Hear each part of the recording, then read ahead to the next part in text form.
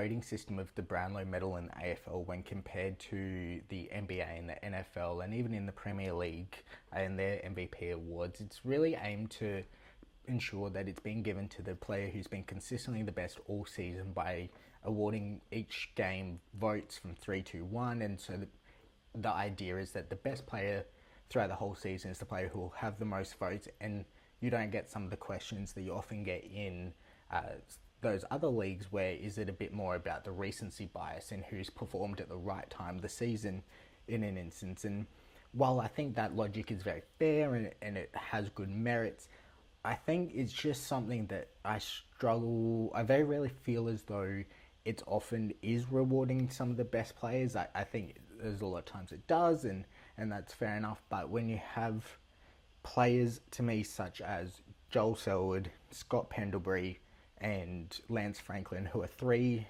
players, in my opinion, they're three of the best players of all time for what they achieved in the game, how good they were. I think an argument can be made for all three of them that they are the genuine GOATs of the league. And for neither of them to have won a Brownlow medal and really even been that highly touted as a Brownlow medalist, I think it can raise questions over the legitimacy of the award, or what, more so, maybe not the legitimacy, but maybe whether it is the right system in place in rewarding the best players in the competition, if that makes sense. And so it had me thinking, just when you compare the NFL and the NBA, how they go about voting for it, and then you look at the AFL where the umpires vote for it after each game. To me, it needs to be taken away from the umpires. They already have so much on in what they're doing, and to be honest, they are struggling with it with ongoing changes. They're under more criticism continuously. I think it's time that we adopt more of the voting style from the other leagues, and I think we can. It's the first change I would make rather than just scrapping the full 3-2-1, because also the spectacle of Brownlow medal night where you're going through each game, you get a recap of the year. It's fun. You love watching it and seeing that and reliving the year throughout, but the umpires just need to be taken away from the voting decision, in my opinion. And so I think the NBA and the NFL, the way they go about it is they have teams of 50, I believe. NBA like respected journalists and media members, they're the ones who vote on it. And I think that should be applied as well in the Brownlow. I'm sure there are many media members you can find who are former players or just respected journalists that we can have vote for, maybe not each game. I think I would maybe swap it to each round. I think would probably be a bit better. Maybe you go 10-1 for the round. Could be a good way of doing it, but then again, I can see the logic behind the round as well. It's a tough case as well.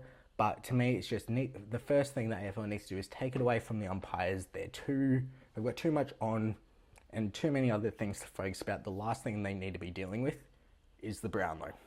And then moving that, and because, as I said, to me, Lance Franklin, Scott Penryn, Joel Selwood are three of the genuine greatest AFL players of all time. And the fact that they've not won a Brownlow, to me, but you've got players like Tom Mitchell and Ollie Wines who have, it just kind of doesn't sit right with me as an AFL fan. It just feels as though it's not always a case of the best player winning. It feels like it's the best midfielder. It is the winner. You're never going to get a defender or a forward winning it. Then you've got, okay, so you need to be the best player on your team, which it's fair enough to be the best player in this league. You kind of need to be the best player on your own team. But then you also need to make sure you're not on a team with too many other good players that they take votes away from you, because I think even in recent years, Christian Petrarca has been the best player in the league, and Marcus Bontempelli has been the best player in the league, but they've not won the Brownlow because they've had too many other good players on their team, and that doesn't seem fair either. And so I just think it's time to adjust it and change the way the Brownlow medal is awarded to ensure that we're actually giving the best player in the league that season the awards. And if I could overhaul everything, I would change it to end of the season voting. I would love there to still be a way to do the kind of overall recap of the season, because I do enjoy those nights, but I think first and foremost you need to make sure the award is going to the best players. And so end of the season voting, taking into account the whole season and looking at what a player's been able to drive their team to do, because maybe you've not been on the best team, and that's okay, because you look at awards in the NBA where when Jokic won his as a sixth seed, when Russell Westbrook won his as a sixth seed, it's because they were able to be driving forces of those teams and push them so high up. And it's happened in the AFL where you've had Gary Ablett win the medal for the Gold Coast, and when they were a bottom of the league team, but that was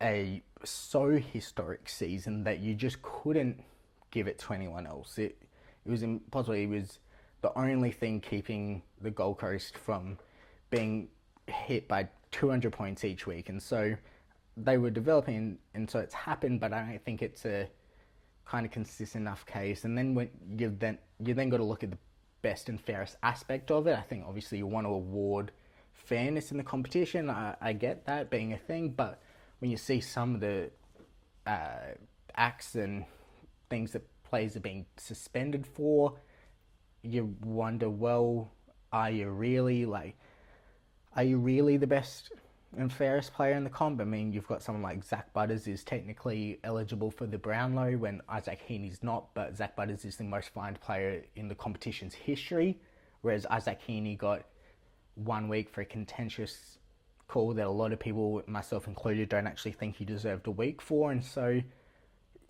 that raises more questions. What's the difference between being fined for an action versus being given a week? Because you've still not been fair, because you've done something worthy of a fine, but now you're still eligible for that award. And so I think it just raises too many questions, and it's not, there's too many question marks about it, and too many stipulations I feel that go on it to really just being able to go, this was the best player in the season, this comp, or this is the best player in the comp this season, I should say. And so I think it's something that just the league needs to work on reviewing. They've got a lot of things I think the AFL needs to work on and overhaul, but to me there's just too many question marks when you get to the Brownlow that it's tough to say whether it's actually going to the best player. And I think that's always tough when you're a fan, when you look at the players you have won, as I said, in the Tom Mitchell and the Ollie Wines, but versus players who haven't.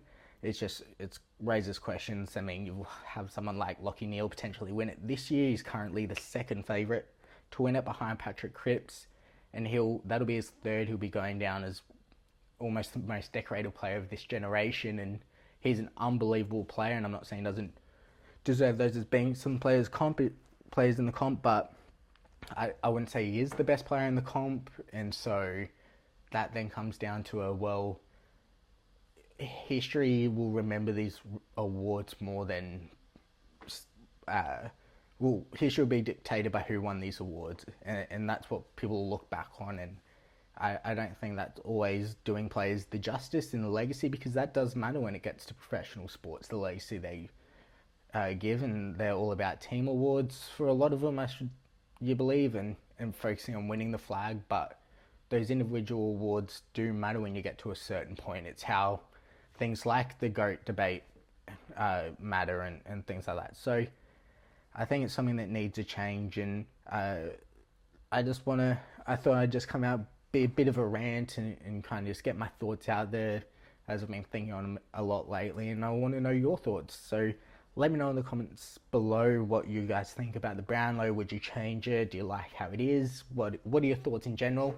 And also let me know your predictions right now, who you think is going to take it out, and I'll do my predictions closer as we get to it. But as I said, let me know your thoughts, and it's kind of been my rant about it.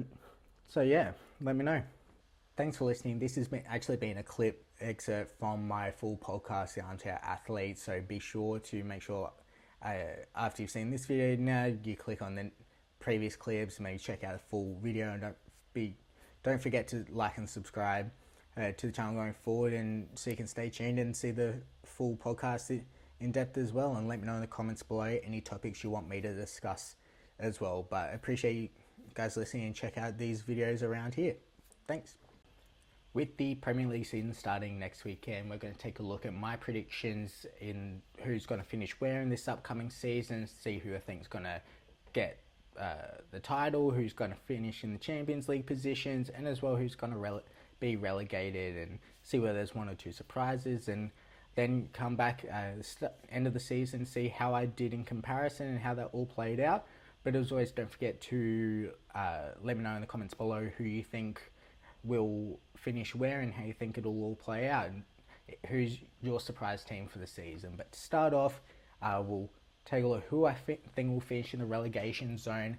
To me, the three teams that I've got there are Leicester will be in 18th, Ipswich in 19th, and Southampton in 20th. I just don't think those teams quite have the quality after coming up that they'll be able to hang, and Southampton have done the time-old test of buying a bunch of new players, spending a ton of money, only to get rid of the players that helped them get promoted in the first place, and I just don't think that'll save them. It rarely actually works, and so I think that'll just cause them to slide right back down. They'll have no cohesion, no identity to start with, and so I think that'll cause them to struggle and go there. But as we move up the table, I think one team that I just expected to be I wouldn't be shocked, I should say, if they do end up sliding down into the relegation zone, is Everton. When you're constantly teetering on that edge, it can get tiring for the players and the fans and the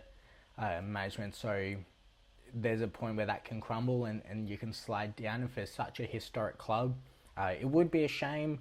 I enjoy watching the Merseyside derby, and it's always classic for the city, and so it's something you want to keep in the Premier League. But it's a case of, I just think there's a certain fatigue that comes with constantly battling that I wouldn't be shocked if they fall this season, but I've got it finishing just outside in 17th.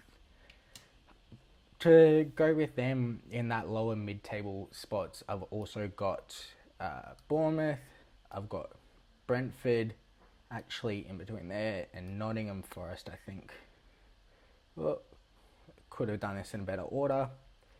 So we've got it like that. So Everton in 17th, Forest in 16th, Brentford in 15th, Bournemouth in 14th, and then that one team just above them for 13th. So that's how it's all going to play out for that lower team. They can all be swapped around positions. There's always it always plays out a little differently in the fact of there's always one team that jumps up, but generally I think in that mix, it's why I've kind of gone the tier list of I think they're in that general tier of that lower mid-table. The positions may fluctuate. I'm going to keep it as the positions are for the purpose of checking later on to see if I could get any particularly right, but in general, I think that's kind of that tier that those teams fall into. And then as you move into that higher mid-table, that 8th to 12th, I think that's where you look at Wolves in 12th. I think you then got Brighton in front of them. I think you then get... I really should have done this in a better way. I think Palace will actually finish there. So we got 12th, 11th is Brighton, 10th is Villa, 9th is Palace, and then West Ham will be one just above them there. And this pseudo top 7, I think, will be how it is for this upcoming season. Although there's been a lot of turmoil around these top clubs, I just think they do generally have that quality in them that I think they'll be okay, and there's still time in the transfer window to see some big changes. But in general, I just think the top sides are those, and that's kind of how it'll play out. But I wouldn't be shocked to see Aston Villa have a big jump like they did last year. I mean, they were really good, and so they can finish high. I just think there'll be a bit more comeback to reality this season. So that's where I've got them. In the Conference League, I've got Chelsea finishing 7th. I think there's just so much turmoil around that club, to be honest. There's so much uncertainty between the fans and the players and who's after what the owners are after, and the identity they're trying to build. There's just too much chaos that I can't see them making that big push for the top 4 this season. So I've just got them in 7th. I think they'll be disappointed. I wouldn't be shocked if the manager goes, but it's just that they've got to try and find an identity this season before they can really keep going. They can't just go out and keep spending all this money on players in hoping that will rebuild it. They've got to make sure they've got a structure they're actually trying to follow through on, and what they're trying to build, and the players they're buying, and make sure they're buying the right players for the system. And so I just think this is going to be another struggling season for them. In that 5th and 6th range in Europa League, I've got Newcastle will be in 5th and United in 6th. I just don't think they quite have not necessarily the quality. I just think Newcastle a bit of a tumultuous season last season, wouldn't quite performed how they would have wanted, and so I think it's a big thing where they'll be better this season. They'll be competitive. I think they'll be close to that top 4 range. I just think they'll fall just outside of it as they struggle to get into the Champions League positions. But it'll be a good bounce back, and hopefully get their players being a bit fitter, because they did struggle with injuries last year. And then Manchester United, they're just... I spoke about Chelsea being turmoil. Feels like that is who Manchester are at this point. They're constantly in battles between the owners and the coaching staff, and then the fans, and it's just the actual expectations on the team when you compare really what they should be from the outside compared to the internal fan base who still see them as Manchester United and should be competing for league titles, and maybe eventually they should get back to there, but they're not at that point there. I think there's a big clear difference between the top 3 teams and then them, and so I think United will be closer to 7th than they will to 4th this season. So I've got them finishing in that Europa League spot, and it'll be interesting to see how Ten Hag goes after signing that contract extension in the last season, but we'll see if he can make the end of it. And then in the Champions League spots, we'll have Arsenal finishing in 2nd, Liverpool in 3rd, and it can be no surprise that I don't have City finishing in 4th, and then we may as well just throw City up at the top in the Champions League. But that's how I think that top 4 will finish out. I think Spurs will be set for a decent season under Ange. Obviously, as an Australian, I hope he does well. I think having that extra year, trying to really build that cohesion and understanding of what he's after, I think will be good for him. I think they'll be a lot better, but I just don't think... I think there's a big... They're in that almost like if there was another tier to themselves, you'd have the top 3, you'd have Spurs, and then you'd have Newcastle and United. Newcastle United and Man United. So I think they'll be a solid in 4th, which will be decent for them. See how that actually plays out for the fan base, whether they're happy with that or whether they want to be finishing higher. But I think 4th will be a decent finish for them. Then the top 3, same as last year. I think Liverpool finishing 3rd. Obviously, I hope we win the title. I just think a new season under Arne Slot is going to take some getting used to. Got hope based on the pre-season. Obviously, it's pre-season. It's not a lot you can write into that, but I think I take positives and hope just out of the way he's conducted himself and the fact of I think he'll be able to really transfer the ideas onto the players.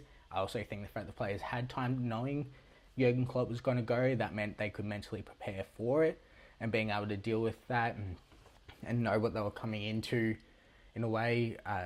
So I'm excited for it. I think it'll be an up and down season. I think it'll be a case of hit some really good form and then probably struggle a bit and bounce around. So that's how I expect that to go. But I think I'm looking forward to it. I think it'll be exciting. And then Arsenal and City as the top two. I just think City are too good.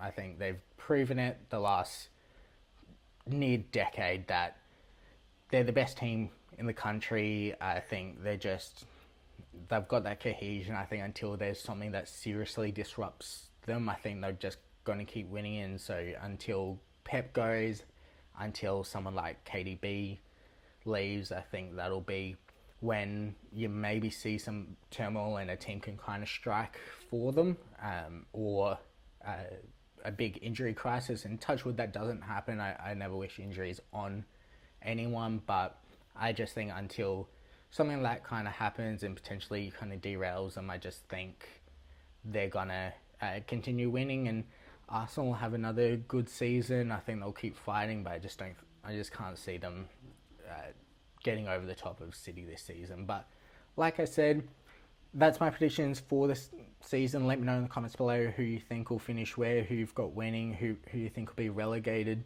And yeah, we'll take a look at the end of the season, see how it finished up.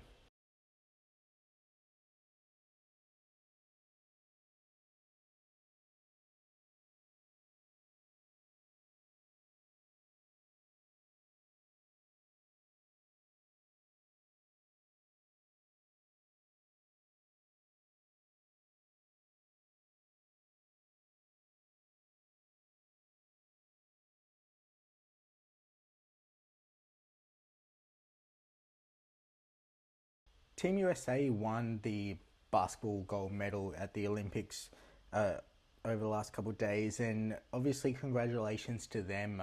It is a big achievement, and I wanted to discuss more so some of the media around it and some of my thoughts in the way that they've kind of conducted themselves, and how they've gone about that in comparison, I guess, to how they've experienced the Olympics from an outside view, because obviously I'm not there. I don't want to maybe experience how I can perceive the way they've experienced it compared to some of the athletes from who have less notoriety than those NBA players, and the comments people like Devin Booker have made and their actions throughout it and some of the discourse. Because firstly, obviously they won the gold medal, great achievement, but it was kind of never in doubt. They clearly have the best squad. There's no denying it. No one squad comes close to it.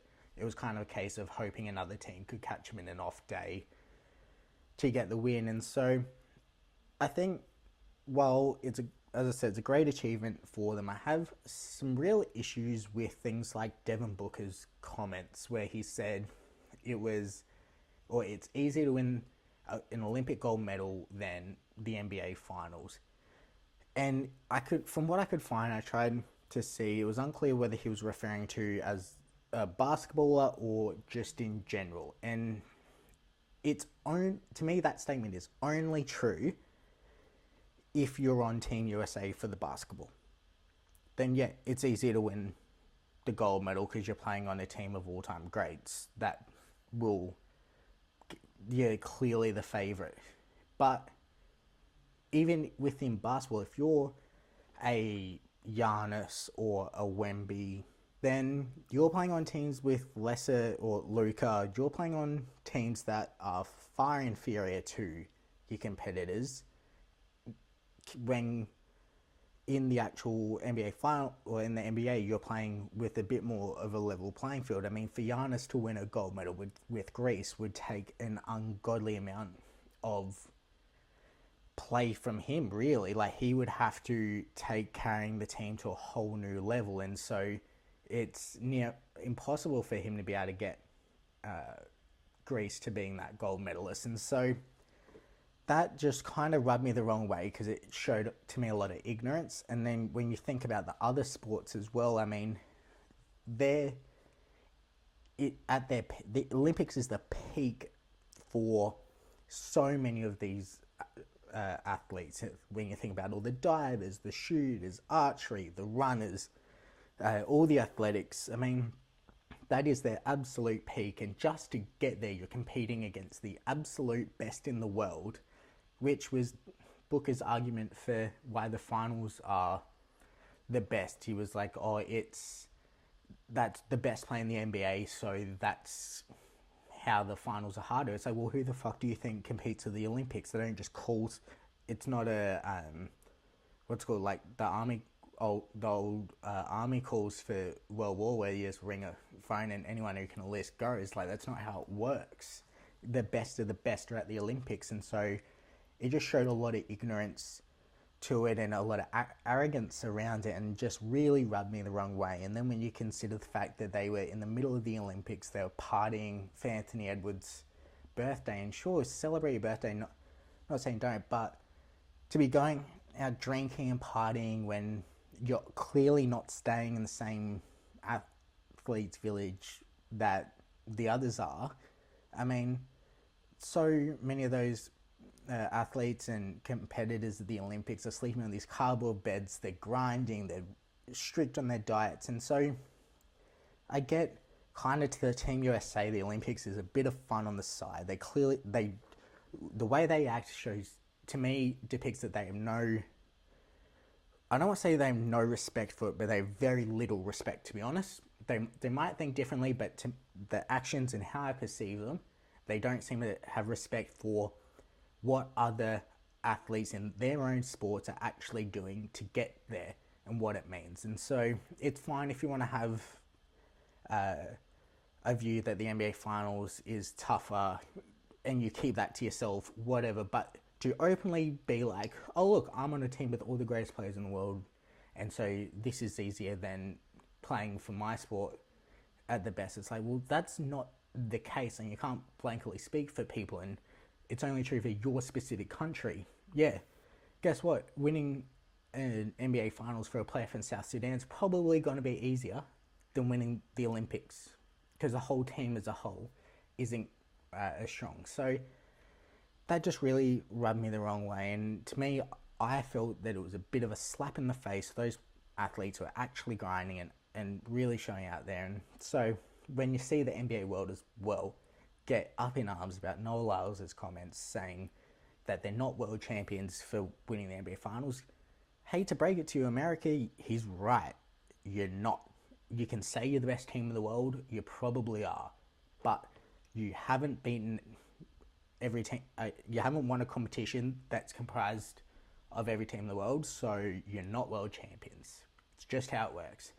And one of my favourite things was the Team USA tweeting out, "Are we world champions now?" with the celebration, and the quote tweet of, "Nope, you're Olympic champions. You didn't even win the World Cup, which is where the world champions are crowned." So I loved it. I thought it was hilarious because they just don't get it that, yeah, there's a difference between being the best team in the world and then actually being world champions. There just is a difference. It's why you see in soccer the Champions League is the biggest competition in the world, but they always are said, we're European champions. And there's an understanding within soccer fans that kind of means you're the best team in the world. That's just, Europe's the strongest continent, so you win that, you're the best team in the world. But they still say European champions, and they allow that to hold its weight. And so you're not world champions to win the Club World Cup. And so all those comments just get me annoyed, because it just shows so much arrogance and just ignorance to actually what people go through and the hard work other athletes put in. It kind of just annoyed me. And if you're not staying in the village, like, it's not as if I'm saying they shouldn't be allowed to. If you can not stay there, there's other athletes who aren't, they booked hotels, like, that's fine. Like, I genuinely, like I said, I don't have an issue with it. I have an issue with not showing the respect to those athletes and what they're going through and how hard they're trying, because, to me, the only way it can be described is it just comes across very American, in the fact it is all about them and what they do, and they're the best and they don't really give a shit about anyone. It's how it comes across. And so to me, congrats on them winning, but I don't really hold a lot of respect for the way they've gone about it and how they've conducted themselves. And so I thought, I'd just rant a bit about my thoughts. I wanted to gauge your thoughts on how you went about it. What are your thoughts on the whole World Champions NBA Finals debate and those comments from Noah Lyles and how that worked? And so, what are your thoughts? And also, just let me know your predictions as well for the NBA Finals coming up and who you think's going to win it. So, but yeah, I kind of just need one of those just get it off my chest kind of videos to really get it out there. But like I said, let me know your thoughts below.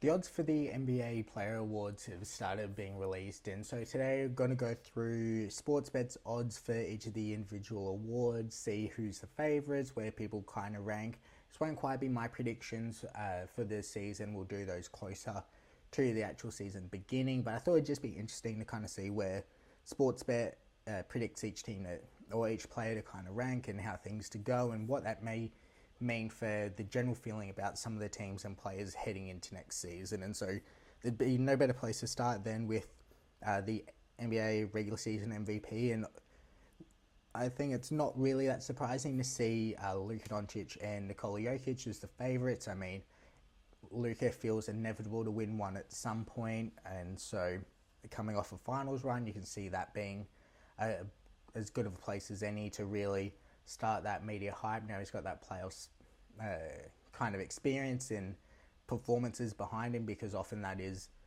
it's almost a case when it comes to NBA voting, we have to kind of prove it in the playoffs to get that recognition to start and to get that MVP in the regular season. And so I think Luka is definitely going to be up there, if not the winner. Like, that wouldn't shock me at all come next season, because I think Dallas will be really good as well. And then Jokic always up there. I mean, this always puts up the counting stats, and the advanced stats always love Jokic. I do expect that Nuggets to have a bit of a interesting season, as I do think they got worse in the off season, and so that will be interesting. You also then see kind of the top guys from last year up there as well. I mean, Joel Embiid probably would have won it last year if he'd stayed healthy. Shea was up there. Giannis is always up there. Big bumps from Anthony Edwards and Jalen Brunson I can see also being up there. Vic in year 2 being this high is unreal. Like, to be a year 2 player and be in the third, sixth, he's in ninth, he's in the top 10 for MVP voting year 2 is unbelievable, and I just don't think the Spurs will be good enough for him to be up there, but it's interesting. Jason Tatum coming off a championship. I think if he'd had a big Olympics, he might have garnered a bit more interest in the MVP race, but I think he'll be up there as well with a bit of a point to prove. And so you then get kind of the players you'd expect are kind of then up there, and I think it's interesting. Anthony Davis is ahead of LeBron in terms of the odds. I think he is the best player on the Lakers, but I think that I think narrative plays a big role in the NBA MVP, and so if the Lakers are really good next season, I can see it kind of going to LeBron, just because a year 22 player performing as well as he'll need to for the Lakers to be good will probably get him there. So I think that's interesting. And then kind of players you don't think will really be pushing too high, and we'll kind of skip over the in-season tournament MVP, just because who knows how that's kind of going to play out, who will take it seriously, who won't. I really like the in-season tournament for what it's worth. I thought it added a lot. I think with more time it can become quite prestigious. And so I think the Lakers was an excellent first win for the league. And then putting up a banner, I think, it gives it some importance. And yes, the Lakers are being mocked for it, but then watch another team do it and put up a banner, and then they kind of flow through, and that becoming a regular thing and an accepted thing as well. But who knows who will actually be the MVP for that. Depoy, Wemby being top is interesting, I think, and like a heavy favourite to win isn't surprising. I do wonder how there's often a case of the team needs to be fairly good to actually get the Depoy award. I mean, I know he was up there last year and he'll have the stats, but I think the team needs to be quite a highly ranked defense, as well as a pretty not. They don't have to be like a good team. I think they have to be solid. I think the Spurs might let them down there. I think it's. I actually think I'd be looking in this kind of direction. And Anthony Davis won almost like a legacy deeply, just for how good he's been, how as a defender in the league since he's joined. The fact he'll go down as a Hall of Famer but not quite have the accolades to support it, I think is a shame, because he's done a lot and he's been such a great player. He's obviously had his injury issues, but I think for how good of a defender he is, he probably deserves a Defensive Player of the Year. But will they give it to him, one based on legacy? And it's possible. They've done it before, I think, but I can see him. I can see him having a big year, especially if the Lakers are good, finishing up there as well. And then OG Anunoby, Alex Caruso. I mean, I don't expect a guard to win it again after Marcus Smart did. I just think it will go back to being the bigs. It's often a bigs award, but it'll be interesting who might actually end up finishing towards the top there. I mean, you can see, if you scroll up, you see Chet up there, you see Alex Caruso, you then, I saw Lou Dort there as well. I mean, Shea just behind him. I mean, that's 4 players for OKC towards the top, and so the fact that it's clear that they're going to be a top team again this year, you can only see them getting better. Taking a look at the Rookie of the Year odds, you can see Zach Edey's the favourite, just over Reed Shepherd, but it's not really clear as to, like, there's no standout like there was last year. It was very clear that it was going to be up to Vic to win, and then maybe Chet would come through as and be a dark horse, but really it was Vic's to win. This year, with there'd been no real standout prospect in the draft this year, being a bit more evened out level, no real top end talent. It's up for kind of anyone's to grab, and so it'll be interesting to see who plays out. You've got Alex Sarr was obviously towards the top of the draft. You've got Dalton Connect for the Lakers is up there, and so it's going to be interesting to see who really takes the reins and stands out above the rest of their peers. I mean, while there may have not been the initial hype coming into this draft class, there's always hidden gems in there. It'll be all about who can fit in that right position and get the experience. Dalton Connect, I can see being an important player for the Lakers. I don't know, I see him winning the Rookie of the Year award necessarily. Just I think there's too many other big names and mouths to feed, I'd say, on the Lakers for their aspirations to really have a shot at it like he'll need. But it'll be interesting to see. And then one thing I do also find interesting is the fact that Bronny James is also able to be voted in. For $81, it feels low, I would say.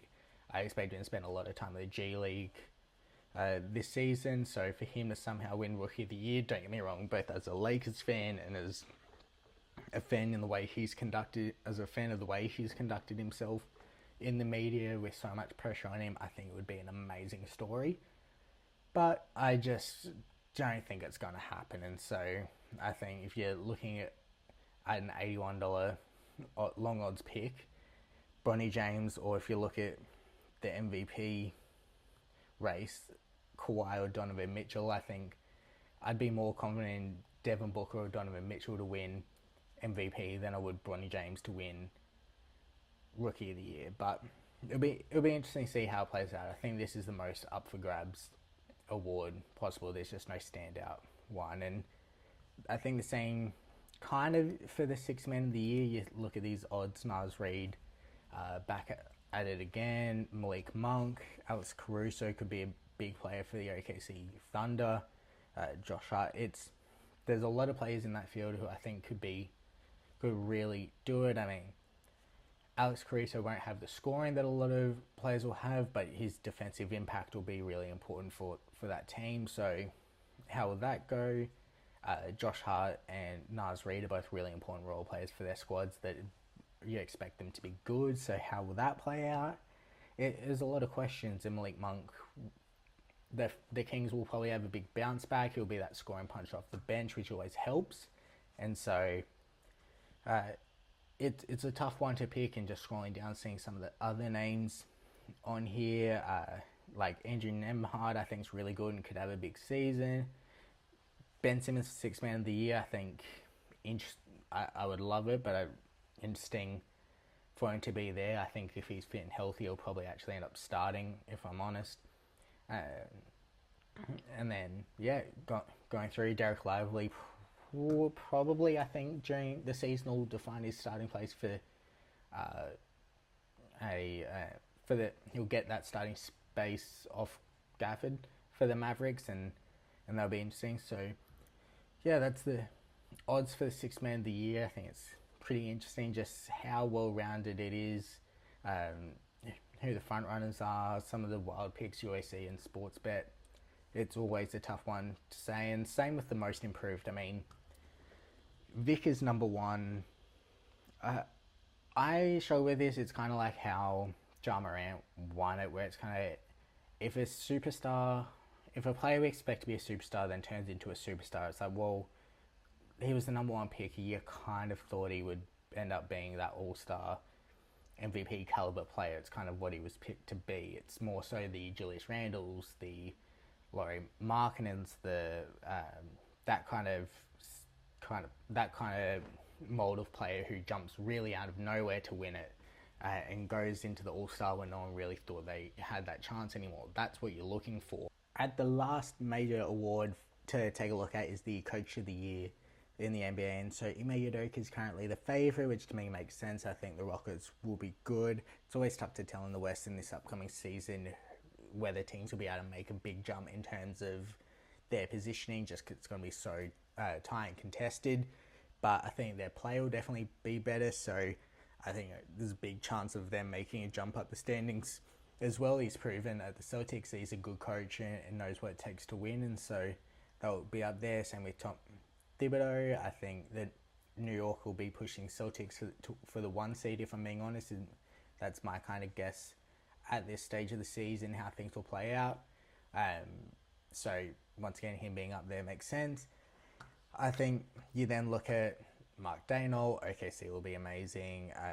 Same with Joe Mazzulla. I mean, I think JJ Redick's interesting, just given that he'll have no coaching experience. Will they factor that into the rating? Maybe a 7th seed for JJ Redick in the Lakers is perceived even better because of the narrative behind him, what he's able to achieve with no experience. Maybe that helps his case. So I think that's interesting. I find the patch as well from Michael Malone to Tyronn Lue here, this Mike Brown, Steve Kerr included, just a bit of a, you've proven your teams can be towards the top. In the past, you don't have great rosters. We're kind of not expecting you to be that high up, but you've also got to kind of prove it to us now in what you can do. So, it's kind of just a general interesting thought looking at these awards and odds. There's less analysis and a bit more just kind of interesting to see how the bookies favour things, how it all plays out. But definitely let me know your comments below who you think will finish where, or who you think will finish with each of the awards come the end of the season, and keep an eye out on the channel for my predictions as we get closer to the start of the season. Alright, that's been the episode, so I appreciate you listening as always. Don't forget to like and subscribe to the channel, or to this video, and subscribe to the channel, and let me know in the comments below your thoughts on the topics we've discussed, whether it be the Brownlow, the EPL predictions coming up, the Olympics, and let me know your thoughts. Maybe what's your favourite moment of the Olympics so far? Is it the Turkish shooter? Is it the pole vaulting? What's been your favourite so far, and how you think it's all playing out? But that's been the episode, and as I said, I appreciate you guys listening, and look forward to the next one. Thanks.